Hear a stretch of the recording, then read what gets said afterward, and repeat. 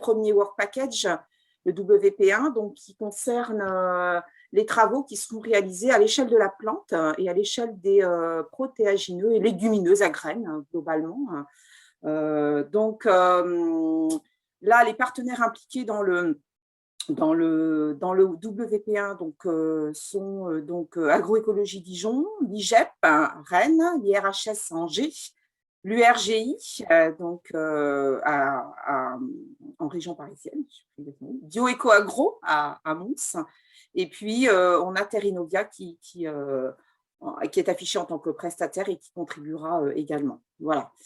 Donc, en guise d'introduction, je voulais rappeler qu'effectivement, l'objectif dans le contexte de ce WP1 est la problématique de l'instabilité des rendements des légumineuses à graines et la chute également des surfaces observées depuis une vingtaine d'années maintenant, avec des surfaces qui sont effectivement qui ont chuté, alors pour différentes raisons, mais en tout cas, dont l'une est l'instabilité des rendements qui a été observée. Ici, on voit les courbes sur pois et févrole notamment.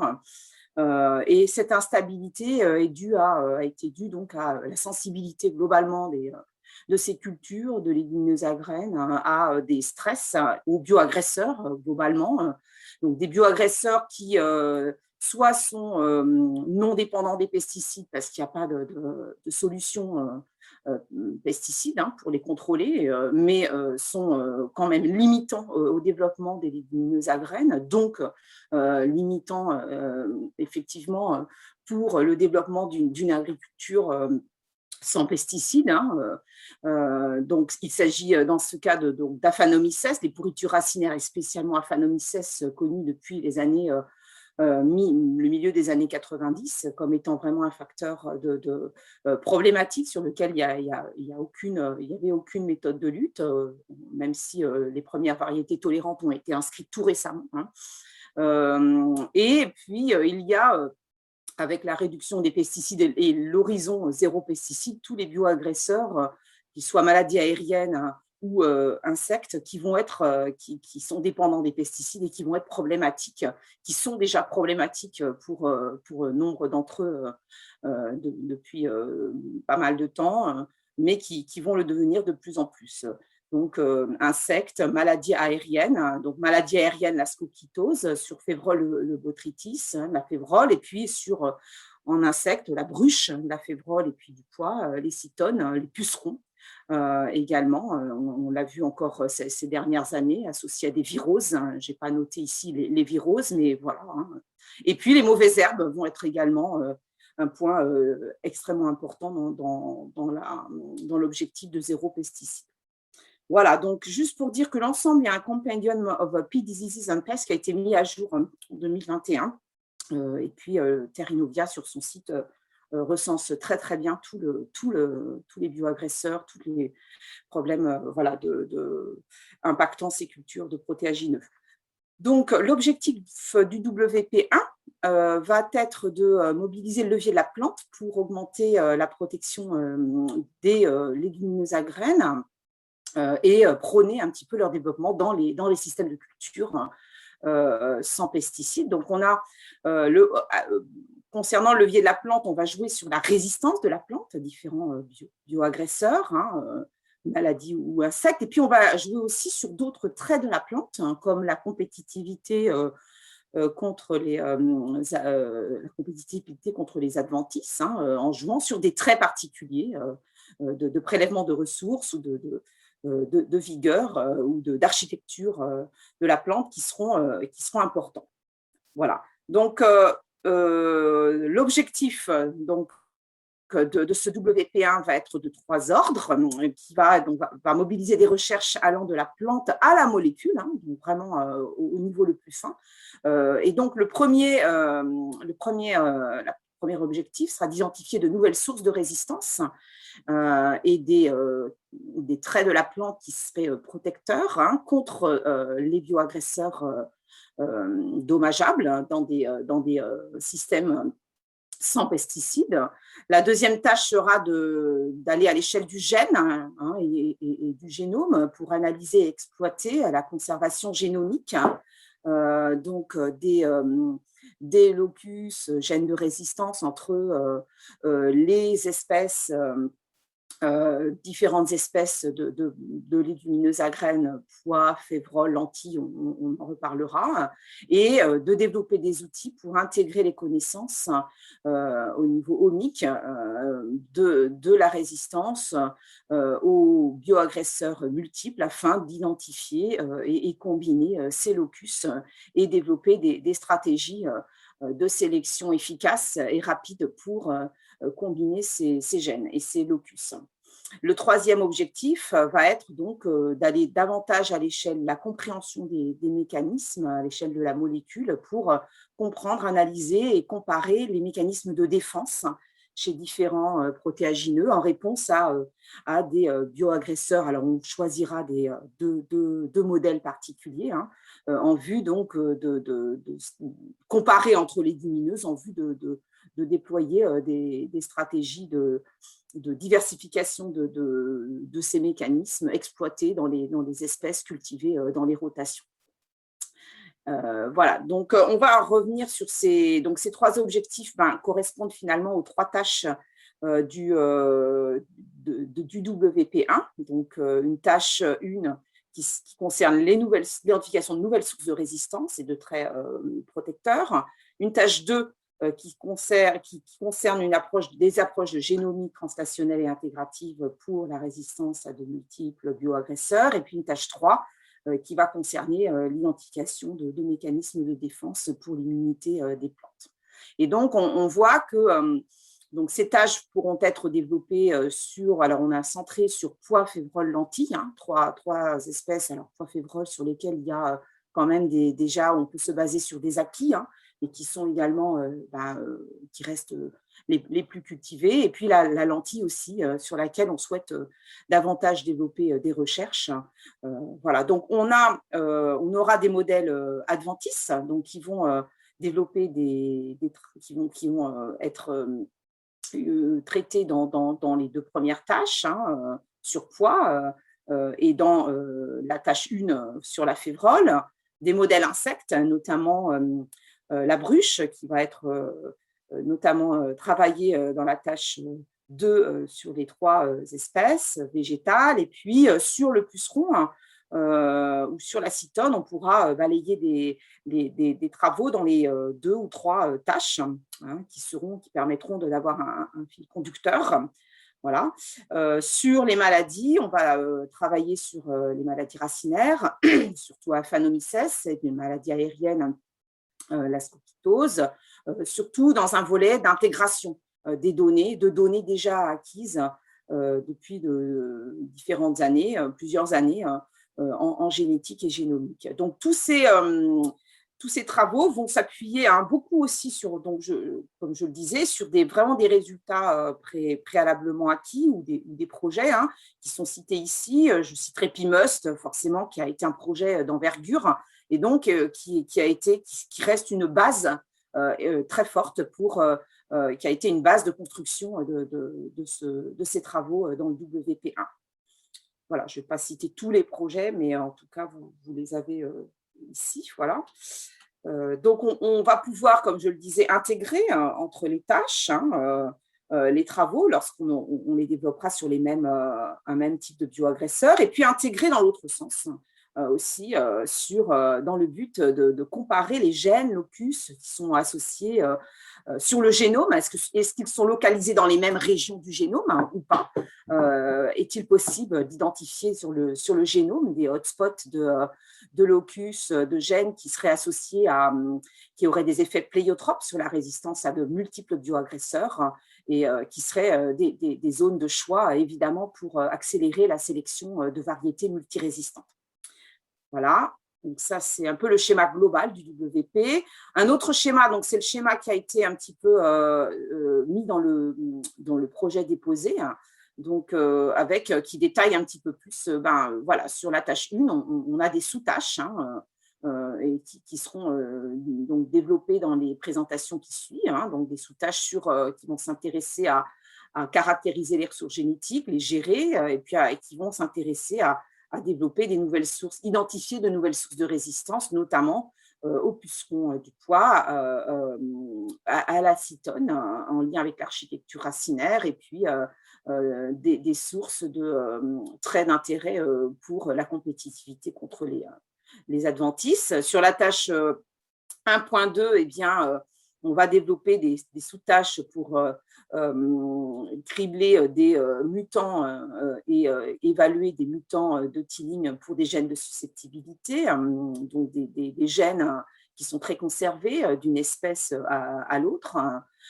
Et puis, on va aussi développer des outils, un outil de bioinformatique, donc ce sera évoqué plus en détail, hein, pour intégrer toutes les données interespèces et intertraits pour le développement de sélection, de schémas de sélection pour la sélection de résistance à de multiples bioagresseurs. Et dans la tâche 3, on s'intéressera à 2 modèles en particulier pour approfondir les mécanismes, et on va y revenir également. Ces tâches sont interconnectées, hein, et s'alimenteront, notamment entre la tâche 1 et la tâche 2, hein, où il y aura de nouvelles sources et des locus et marqueurs identifiés dans la tâche 1 qui pourront être complètement intégrés dans la tâche 2, notamment aussi entre la tâche 1 et entre la tâche 2 et 3, où là aussi on aura une intégration de données omiques, génétiques et composés phytochimiques qui pourront permettre de mieux comprendre les liens entre la génétique et les mécanismes. Et puis, il y aura aussi des interactions entre les tâches 1 et 3, hein, pour notamment l'identification de sources de résistance ici qui vont être étudiées dans la tâche 3 ici. Voilà. Donc ça, c'est le schéma tel qu'il a été mis dans le document. Voilà, et donc pour finir cette introduction, donc ce WP1 donc est censé produire 25 délivrables milestone, hein, qui seront voilà, délivrés tout au long de la vie du projet, hein. Et donc, vraiment, donc ces délivrables donc, incluront d'abord des sources de résistance et d'autres traits d'intérêt, hein, des lignées agronomiques de sélection, hein, qui auraient intégré aussi plusieurs locus à l'aile de résistance pour des stress, des bioagresseurs multiples, des marqueurs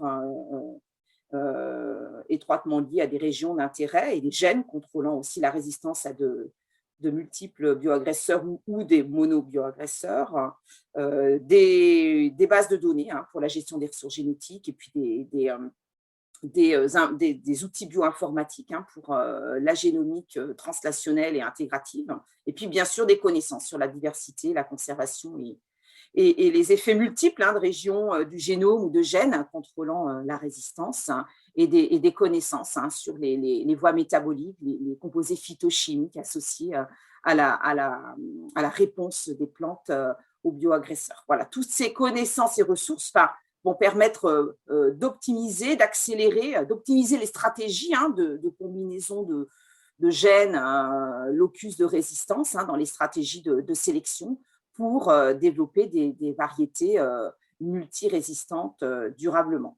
Voilà. Merci pour cette prise de contrôle. Oui, donc je vais vous parler de la première tâche du WP1, qui est l'identification de nouvelles sources de résistance ou de traits protecteurs contre les bioagresseurs et les adventices. Donc, il y a plusieurs parties, hein, dans cette tâche. Donc, la première sous-tâche, elle vise en fait à développer un système de base de données pour gérer les collections de ressources génétiques, mais aussi pour donner accès aux partenaires du projet à l'ensemble des données phénotypiques mesurées sur nos collections de ressources génétiques pour pouvoir identifier des traits qui pourraient être intéressants. Donc, l'objectif de la tâche, c'est de prendre, tirer avantage donc, des collections dont on dispose sur légumineuses à graines à Dijon. Donc, on a 3800 accessions de pois, on a 2000 accessions de févrole et on a une petite collection de lentilles, donc 300 accessions de lentilles, donc, qui sont maintenues à l'INRA de Dijon et qui présentent des caractéristiques très diversifiées. Donc, juste ce qu'on fait en routine tous les ans, on régénère 10% des collections et on mesure des traits phénotypiques sur toutes ces accessions qui sont régénérées. Et c'est ces traits phénotypiques qu'on aimerait mettre à disposition de la communauté spécifique. Bon, entre parenthèses, cette tâche permet aussi de fournir donc des graines pour les expérimentations, des graines de ces ressources génétiques pour les expérimentations qui auront lieu dans le WP1 ou dans les autres WP, sachant quand même qu'on a une contrainte qui est qu'on ne peut pas produire des centaines de graines pour toutes nos accessions. Et donc, voilà, il faut aussi que les partenaires puissent envisager de multiplier leurs graines s'ils ont besoin de plus qu'une trentaine ou d'une cinquantaine de graines. Donc, l'outil qu'on souhaite utiliser pour stocker nos données, pour pouvoir mettre en valeur les données disponibles sur cette collection, c'est l'outil Green Global, qui est un outil informatique qui est utilisé par de nombreux centres de ressources génétiques dans le monde, puisque c'est le système qui est utilisé par l'USDA aux États-Unis, qui est utilisé aussi par nos collègues du Canada qui gèrent les collections de ressources génétiques canadiennes. Enfin, c'est un système qui est vraiment très, très largement utilisé au niveau international et que nous souhaitons donc utiliser pour nos collections de légumineuses à graines. Et donc, l'objectif, c'est d'implémenter une instance de Green Global donc chez nous, de saisir l'ensemble des données de différents types. Donc, sur la droite, là, vous voyez l'ensemble des données qui sont disponibles, qu'on peut saisir dans cet outil. Donc, c'est vraiment très riche puisqu'on peut saisir des informations d'inventaire, quels sont les lots de graines disponibles, des données de passeport, d'où viennent les accessions, est-ce qu'elles sont plutôt est-ce que ce sont plutôt des accessions sauvages, des accessions qui correspondent à des variétés cultivées, enfin, une liste de données passeport qui seront disponibles. Et puis aussi des données, donc, comme je l'ai dit, phénotypiques que nous avons mesurées et potentiellement aussi, quand elles sont disponibles, des données qui représentent, qui donnent des informations sur le génome de ces lignées. Et donc, une fois que ces données seront saisies dans l'outil Green Global, elles seront ensuite, on mettra en place une procédure pour qu'elles soient de façon relativement automatique et facilitée, intégrées dans la base de données développée par le département BAP de l'INRA qui s'appelle le système d'information GNPIS. Et le système d'information GNPIS a pour objectif d'être disponible largement accessible publiquement au niveau international. Alors, juste pour vous donner un petit peu une idée des descripteurs phénotypiques qui sont mesurés tous les ans sur nos ressources génétiques. Donc, il y a des données de morphologie sur les plantes, les graines, les gousses, les feuilles, les racines aussi pour le pois et donc plus tard aussi, ce sera disponible sur la févrole grâce au projet spécifique. Des données de phénologie, donc date d'émergence, date de floraison, date de remplissage de grains, date de maturité. Des caractéristiques sur la qualité des graines et la productivité. Notamment chez le pois, on a les données de teneur en protéines des graines, mais aussi donc en productivité, les poids de 1000 grains, les nombres de grains, les poids de grains par plante. Et puis, dans certains cas, on a pu avoir aussi des notations de sensibilité à différentes maladies. Donc, on a des données disponibles sur nos accessions de poids, sur nos accessions de févrole, et donc nous, on stocke aussi des accessions de lupin qui seront utilisées, qui peuvent être aussi utilisées dans le cadre du projet, même si elles ne sont pas utilisées dans le WP1. Donc, l'échelle de temps, enfin, les livrables et les jalons de cette sous-tâche sont d'abord de développer l'instance Green Global pour la gestion et le screening in silico des ressources génétiques. Donc ça, ce sera fait donc, pour le premier trimestre 2024. Puis ensuite, on saisira l'ensemble des données morphologiques et phénologiques disponibles, à la fois disponibles dans le projet, mais aussi toutes les données qui seraient disponibles dans d'autres projets, et versement à GNPIS pour la fin du projet, tout sera versé dans GNPIS. Et donc en 2021, on va commencer le développement de l'instance Green Global pour le poids et la févrole, et on va fournir aussi quelques graines, enfin des graines pour les expérimentations. Donc la sous-tâche, oui, la sous-tâche numéro 2, alors j'essaye d'avancer, je ne peux plus. Peut-être. Bon, excusez-moi, ça patauge.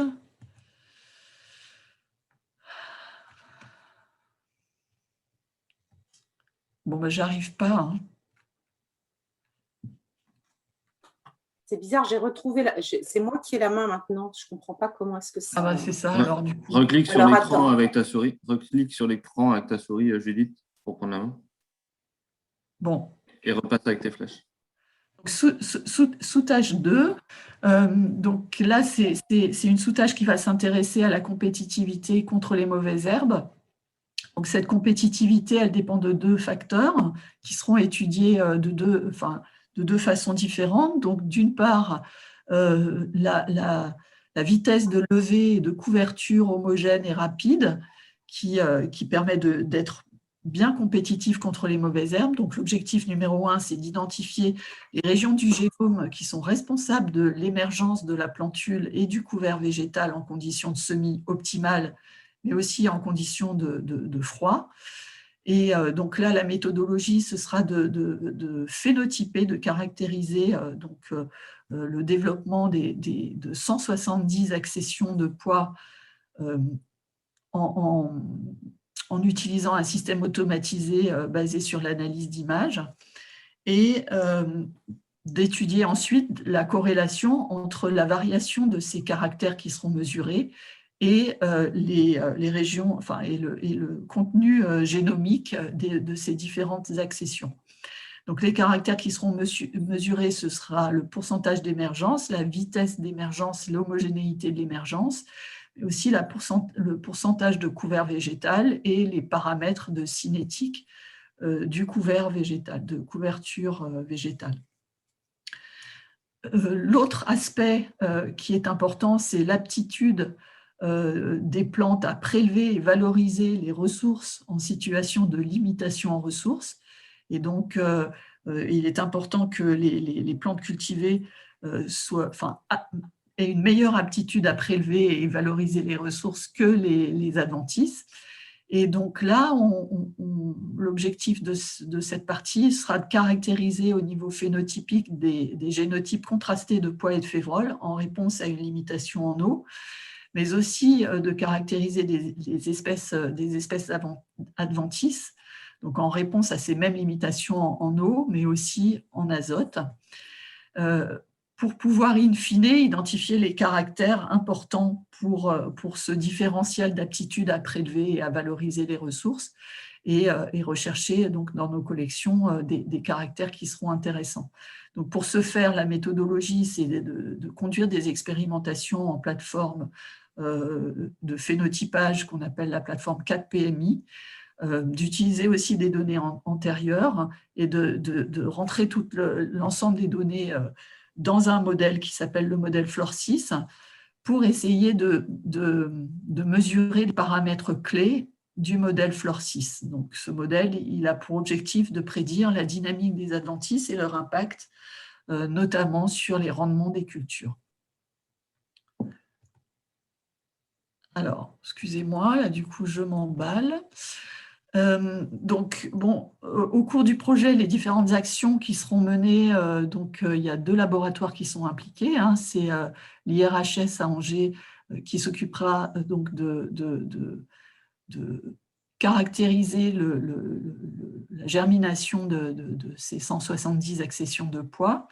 Donc, dans un premier temps, qui définiront donc des cinétiques de couverture par analyse d'image et qui ensuite, en conditions optimales, puis en conditions de froid, et qui réaliseront in fine l'analyse, qui feront in fine les analyses d'image et les analyses de génétique d'association pour identifier les régions génomiques qui contrôlent ces caractères de développement précoce et de germination de ces plantes de pois.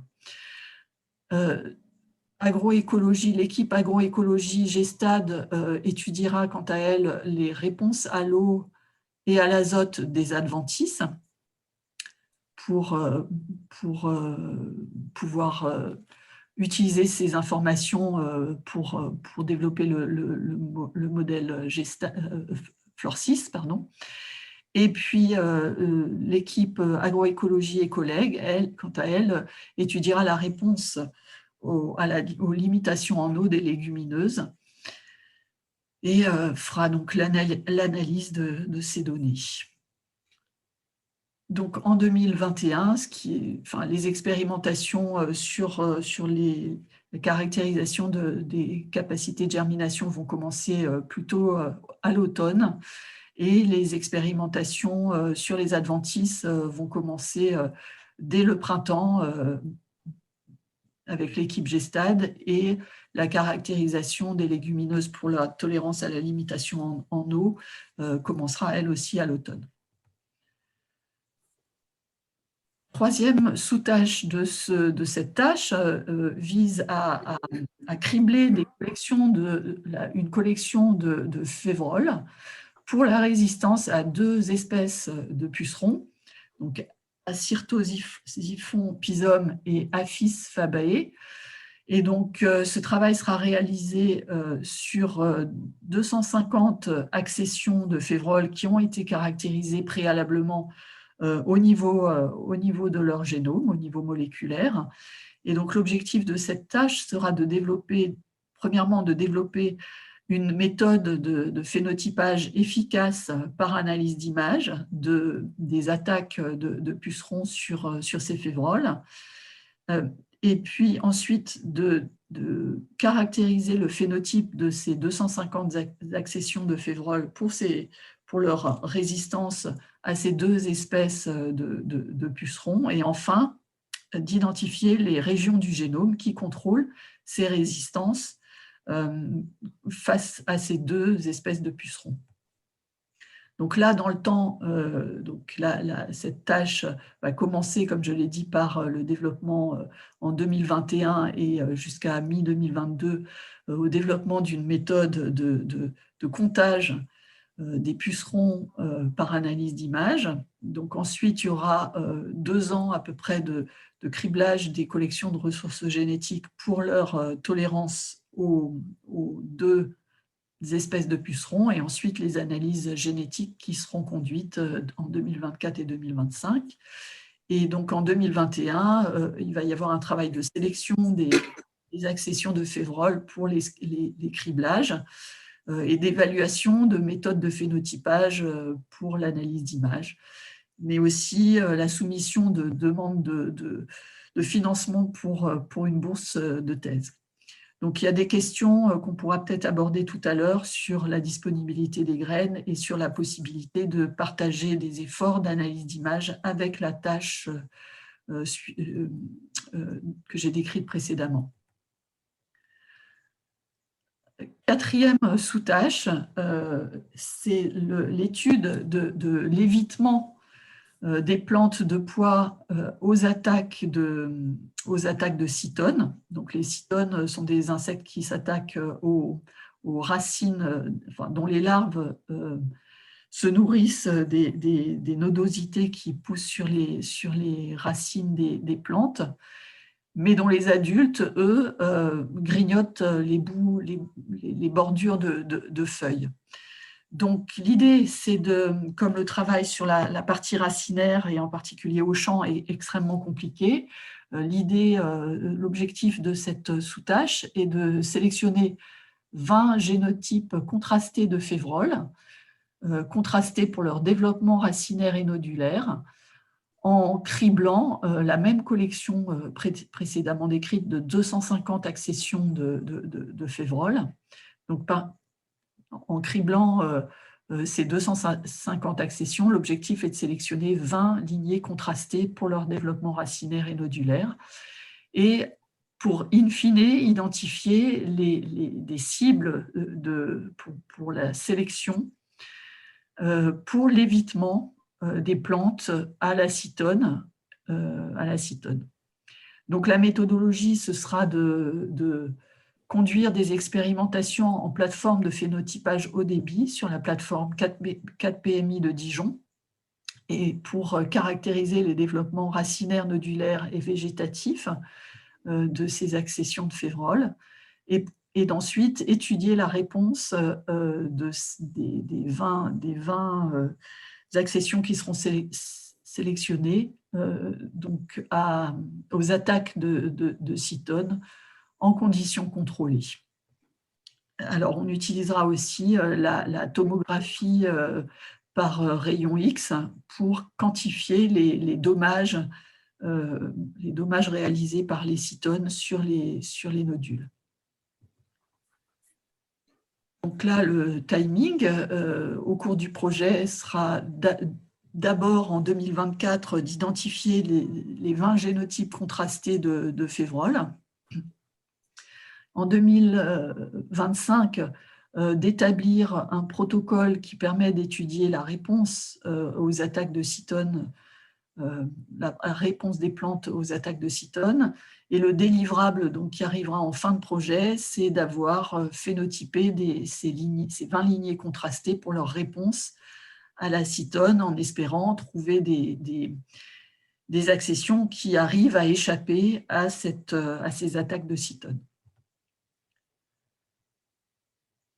En 2021, donc l'objectif, c'est de conduire des expériences pilotes pour optimiser la croissance des accessions et des plantes de févroles dans le contexte des rhizotubes de la plateforme 4PMI. Donc là, vous pouvez voir déjà quelques photos des expérimentations qui ont été faites sur cette 4PMI pour la févrole, avec le développement aérien ici à gauche, développement racinaire, donc de 2 accessions différentes. Vous pouvez voir qu'on a des développements d'accession, développement racinaire de ces 2 accessions qui sont assez contrastés.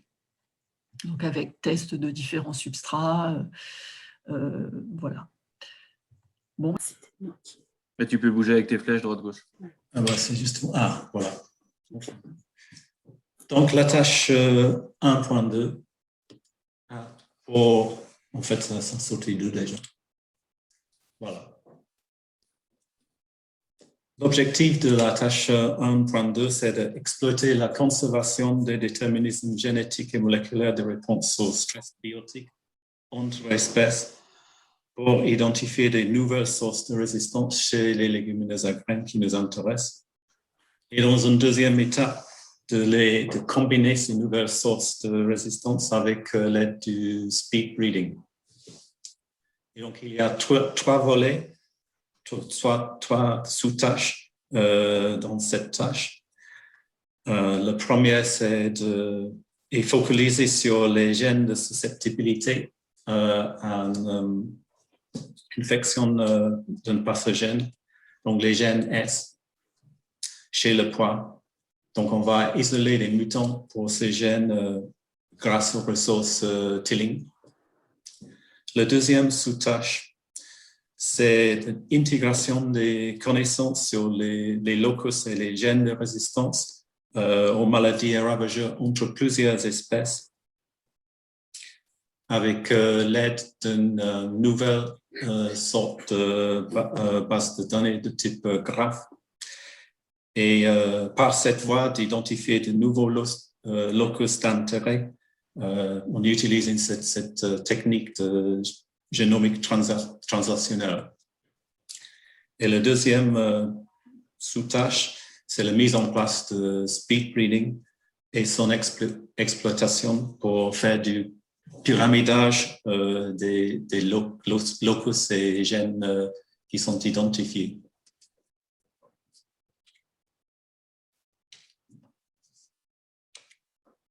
Ah ben, je l'ai encore.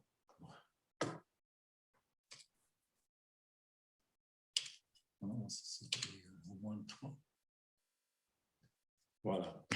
La première sous-tâche, c'est le tilling pour les gènes de susceptibilité. Donc, l'objectif, c'est d'identifier les lignées de poids qui ont une résistance augmentée aux pathogènes.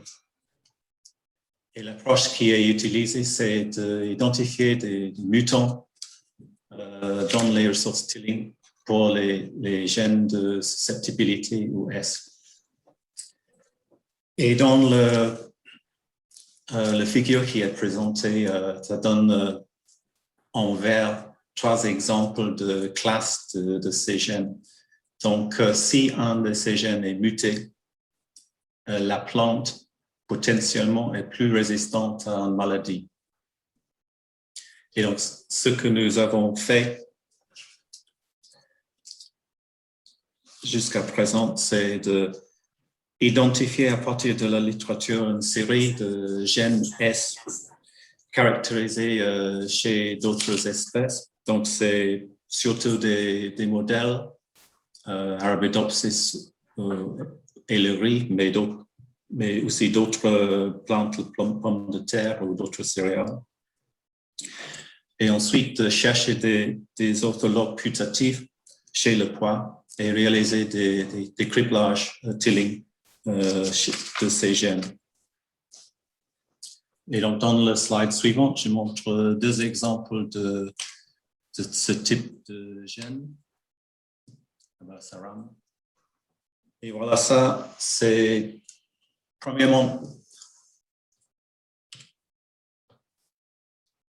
RTP1, qui est un gène chez Arabidopsis, dont la mutation génère une lignée d'Arabidopsis qui est plus résistante à un pathogène biotrophe, mildiou.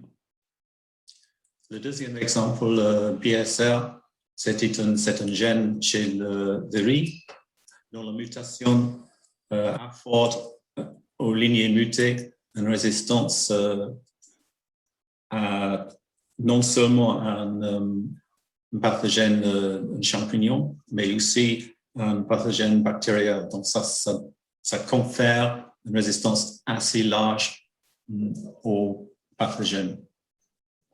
Et donc, où est-ce que nous en sommes aujourd'hui dans le projet?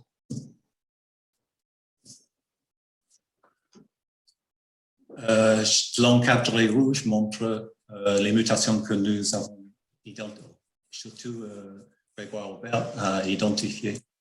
Donc, pour tous les gènes qui ont été criblés, on a des mutations avec lesquelles on peut commencer de faire les rétrocroisements et ensuite regarder si une résistance a été conférée par ces mutations. Donc, aujourd'hui, en 2021, on a presque complété le criblage des collections. Et nous allons commencer en 2021 de purifier ces mutations par rétrocroisement. Et à partir de l'automne 2022, on doit avoir disponible matériel pour phénotypage par nos partenaires. Et pour l'instant, on prévoit de faire les phénotypages pour résistance à Aphanomyces, Fusarium et Didymelapinioides. Potentiellement, ces lignées pourraient être testées pour résistance à d'autres pathogènes. Et donc, ces travaux seront réalisés par nos partenaires dans le projet Terres Innovia et l'équipe IPM de agroécologie. Ensuite, les lignes qui sont prometteuses seront fournies pour pyramidage par la technique de speed breeding que je vais présenter tout à l'heure.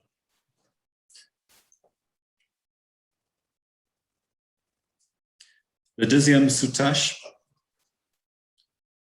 implique, l'objectif de cette sous-tâche, c'est de combiner différentes sources de données issues de différentes espèces, les modèles et les espèces cultivées, dans une nouvelle base de données de type graphe.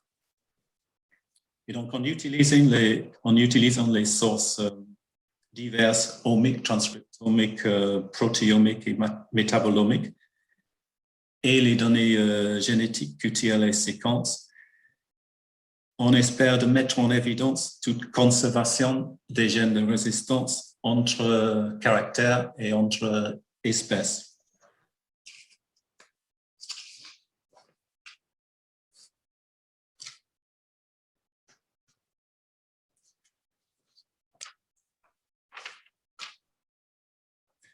Donc, à gauche, vous avez les espèces qui seront étudiées, les espèces cultivées, le pois, le février, les lentilles. Et à droite, les stress principaux qui vont être ciblés, qui sont la Aphanomyces, le puceron et la bruche. L'architecture racinaire a été rajoutée. Elle va être prise comme trait modèle pour vérifier au départ les fonctionnalités de la base de données. Il a été aussi choisi parce que l'architecture racinaire est associée ou peut être associée à la résistance à la Aphanomyces. Et donc, les étapes dans cette sous-tâche sont la mise en place de la structure de la base de données dans le cadre d'une thèse qui va démarrer en automne cette année. L'identification des gènes candidats et leur conservation entre traits et espèces. Et ça, c'est un travail plus de longue haleine qui va nous amener jusqu'à presque la fin du projet. Et ensuite, la finalisation de la base de données et mettre en place les liens avec d'autres ressources disponibles pour les légumineuses à graines. Et qu'est-ce qui va se passer en 2021? En 2021, un étudiant de master a été recruté, Baptiste Ambert, qui commence à travailler sur le développement de la cadre de cette base de données. Il va mettre en place un inventaire des bases de données génomiques et génétiques qui sont disponibles. Et il va tester ensuite les fonctions de sa base de données avec les scénarios de test.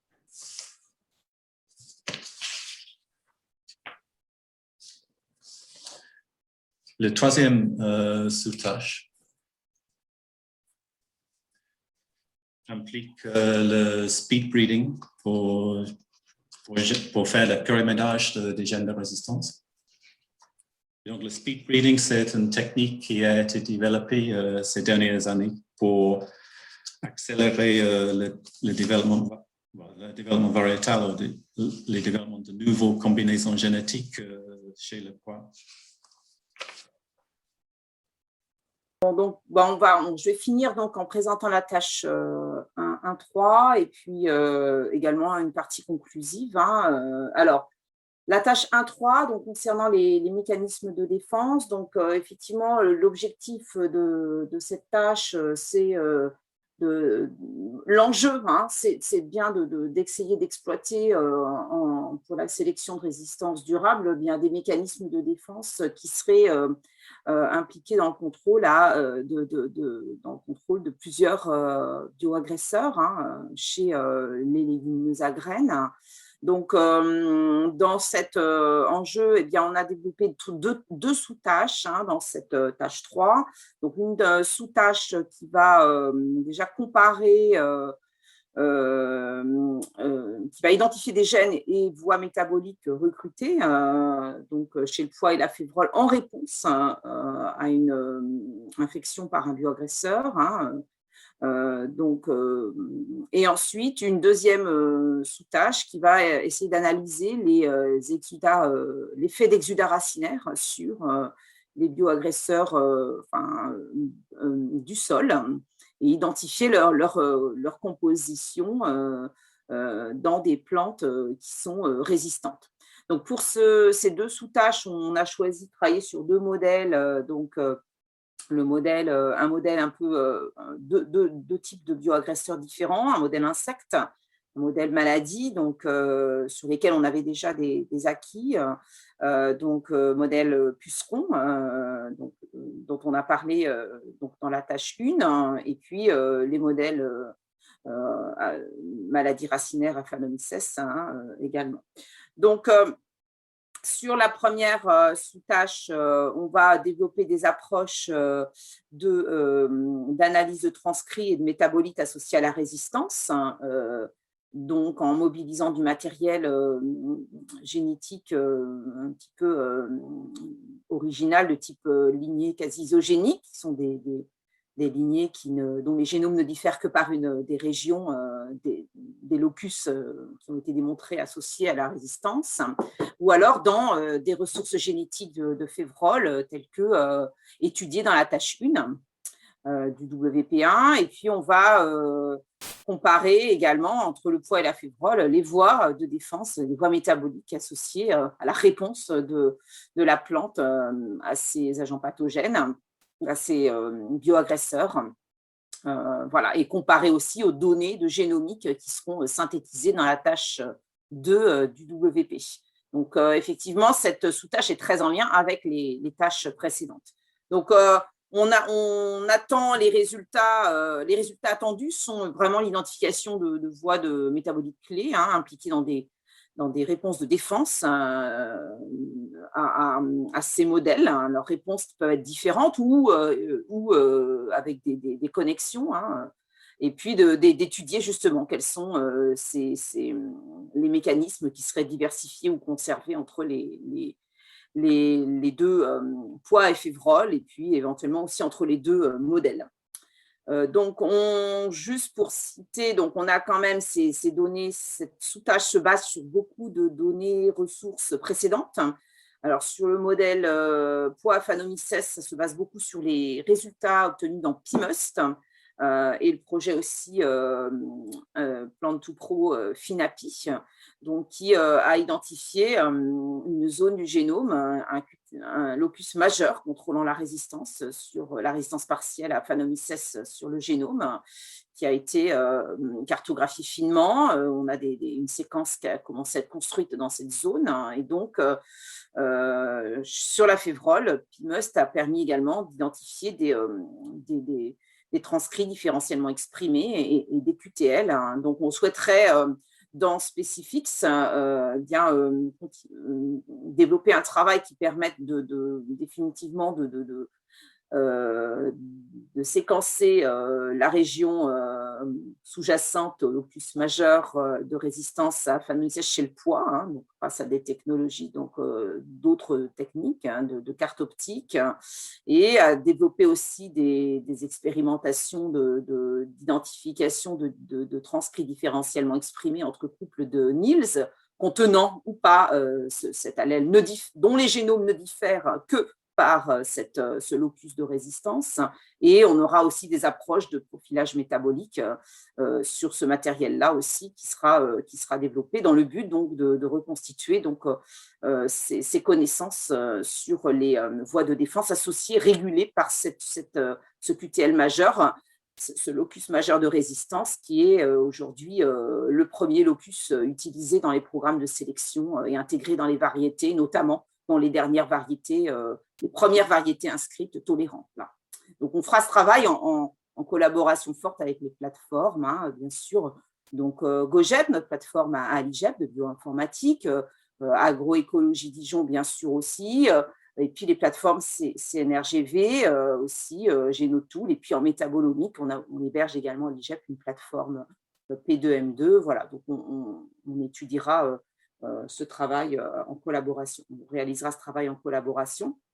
Donc, c'est un travail qui démarrera assez rapidement dès cette année, hein.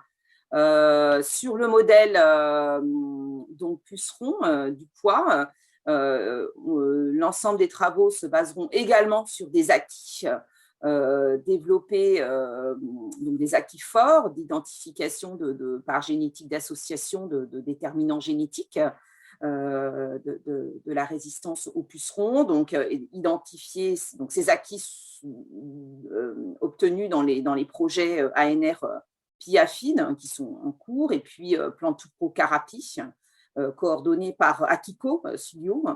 Et donc, il y a des approches également en cours de RNA sec ou de métabolomique ciblée voilà, qui sont en cours chez le pois.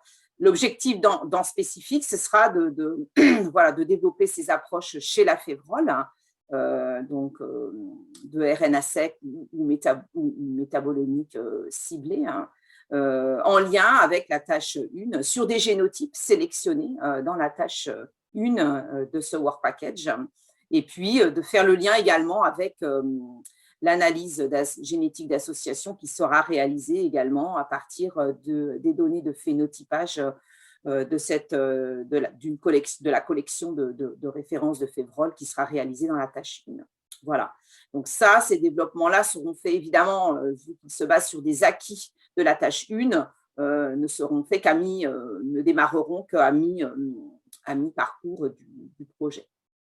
Voilà. Donc sur le diagramme de Gantt, donc effectivement, on va avoir alors, on a des thèses qui vont être associées, adossées à ces travaux. Donc, une première thèse qui est donc en cours de recrutement, qui démarrera au 1er juin 2021, qui visera, je vais en reparler dans la diapo suivante, et puis une deuxième thèse. Donc, la première thèse sera plutôt sur le modèle donc Phanomyces, et une deuxième thèse qui démarrera plutôt à mi-parcours et qui sera plus focalisée sur le puceron chez la févrole, le modèle puceron. Voilà. Donc, sur la première partie du projet en 2021-2022, comme je vous le disais, donc on va démarrer avec les travaux d'une thèse qui va viser à répondre à la question quels gènes et voies de défense sont associées au locus de résistance à Phanomyces chez le pois, hein, et quelle est leur conservation aussi entre des légumineuses qui sont cultivées dans les mêmes rotations. On préconise notamment la févrole en tant que culture aujourd'hui résistante à la maladie dans les rotations pour limiter les potentiels infectieux. Donc, est-ce qu'on a des gènes conservés de résistance entre la févrole et le pois, et est-ce que finalement, en croyant peut-être limiter la maladie, on va plutôt exercer une pression sur les populations pathogènes, voilà, dans ces rotations, et qui permettrait qui malheureusement les ferait évoluer pour rendre moins durables les résistances. Donc, c'est très en lien avec ce qui est fait dans le WP2, cette question, effectivement, d'aller chercher l'étude de la conservation des gènes de résistance entre pois et févrole.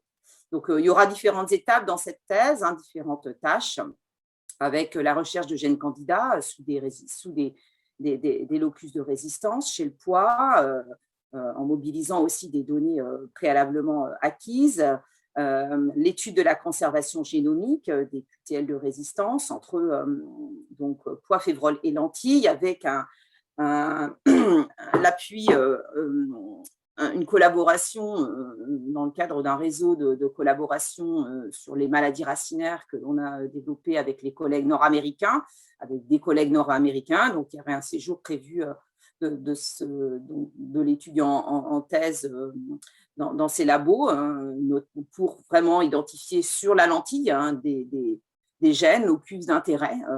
Voilà, donc ici au Canada, il y a beaucoup de ressources développées sur lentille.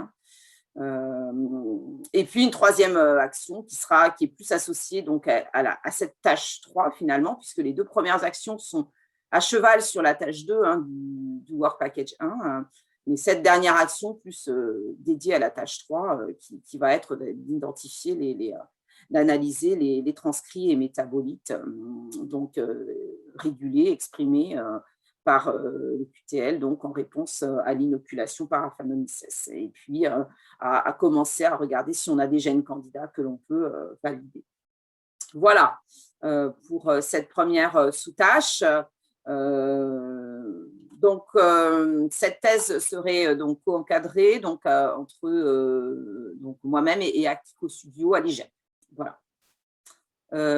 Sur la deuxième sous-tâche, l'analyse d'exudats racinaires. Donc là, l'objectif, c'est les approches qui seront développées. Donc seront d'évaluer l'effet d'exudats racinaires issus de lignées résistantes sensibles et de pois ou févroles.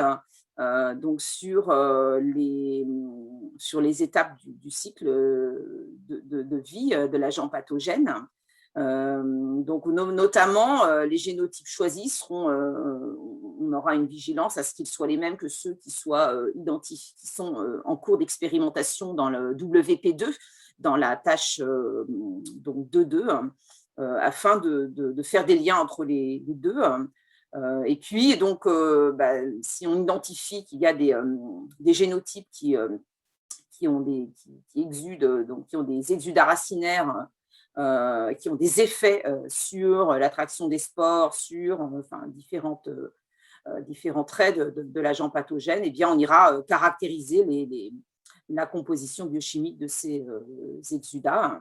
Et donc, l'objectif, le résultat attendu, c'est vraiment l'identification d'exudats clés impactant le cycle de vie de l'agent pathogène et associés à la résistance, qui pourraient constituer de nouvelles cibles en sélection et de nouveaux traits de criblage de ressources génétiques potentielles. Donc là, on a aussi des résultats, on a aussi ces données-là, ce travail-là se base sur des résultats en cours d'obtention dans d'autres projets ou préalablement obtenus, enfin, surtout en cours d'obtention actuellement. Donc, notamment dans le cadre du projet DORA, et notamment des travaux que l'on réalise en collaboration avec Clément Lavaux et puis Christophe Lemay sur la mise au point d'une méthode d'extraction des exudats racinaires, donc qui est en cours actuellement. Et notamment, donc, Christophe a montré dans une étude précédente qui a été publiée en 2019 qu'il y a des différences dans les taux de germination des oospores d'Aphanomyces en fonction donc, des exudats de différentes souches d'Aphanomyces. Donc, on perçoit qu'il y a un effet effectivement de ces exudats qu'il va falloir creuser. Voilà, donc le diagramme de Gantt, donc c'est une sous-tâche qui va se dérouler à peu près, voilà, on va la démarrer en fin d'année sur la base des acquis du projet DORA en cours, et puis on a un milestone et un délivrable qui sera associé, voilà, à cette sous-tâche qui devra se terminer, voilà, en fin de 4e année. Donc, sur la première partie en 2021-2022, donc on va s'attacher à améliorer le protocole d'extraction d'exudats racinaires qui est bien maîtrisé à l'IGEP sur notamment la pomme de terre. Donc, on l'applique un petit peu, ce protocole au pois et à la févrole, et puis de tester déjà les exudats issus de NILS, de lignées quasi isogéniques de pois ou de lignées parentales de population de cartographie génétique de févrole pour leur effet sur l'attractivité, l'enquistement, la germination des zoospores d'Aphanomyces. Voilà, j'en finis. Pour conclure, effectivement, donc WP1 vraiment permettra sera très, enfin voilà, le challenge dans ces projets, c'est bien de faire les liens avec donc d'autres disciplines, hein, et c'est vrai qu'on est convaincu aujourd'hui qu'il faut combiner différents leviers pour réussir à protéger à terme les plantes voilà, sans pesticides. Donc, ce WP1 permettra d'identifier des génotypes multirésistants qui pourront être utilisés dans VP2 dans différents systèmes de culture, puis ou en association, d'échanger aussi avec VP2 sur les liens entre effectivement les gènes de résistance, notamment à Phanomyces, et puis les composés phytochimiques caractérisés dans les plantes résistantes, et puis le fait que dans les successions qui seront testées dans WP2, eh bien, on va avoir dans ces génotypes une augmentation ou pas de potentiel infectieux ou une évolution des populations d'Aphanomyces. Donc, ces liens seront faits. Les traits étudiés seront aussi très importants, qu'il y ait des échanges avec VP2 pour la conception d'idéotypes pour des systèmes de culture sans pesticides, et puis des liens avec WP3 aussi pour fournir des indicateurs VP1 pour des nouveaux critères d'évaluation des variétés dans les systèmes de culture et dans les exploitations, pour aussi avoir ce lien avec les analyses aussi des indicateurs pour aussi les analyses socio-économiques et des méthodes alternatives, notamment l'acceptabilité de ces méthodes auprès de la société, lien avec VP4 également. Voilà. Donc, c'est évident qu'il y a des liens qu'il faudra continuer à bien creuser dans le courant du projet. Voilà, je ne vais pas aller dans le détail des deux exemples de liens que j'ai montré ici, qui centrent plus l'aspect prototype multirésistant et puis l'aspect plante, prototype associé à des phytochimiques protecteurs qui vont être des sorties de ce WP1 et qui seront en lien direct avec voilà, les différents work packages. Donc, je vais m'arrêter là.